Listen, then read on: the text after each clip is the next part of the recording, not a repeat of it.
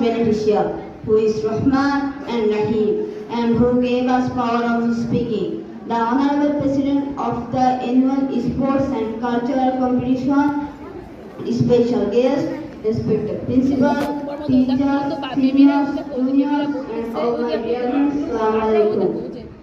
I am going to present a speech about Prophet Muhammad Sallallahu Alaihi Wasallam.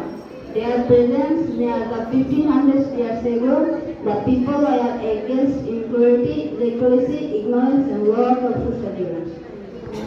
Then Allah Almighty, then the Prophet Muhammad Sallallahu Alaihi Wasallam is the best role model for humankind.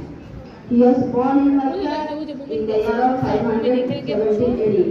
His father Abu died before he was born, and his mother also died when he was only 6 years old.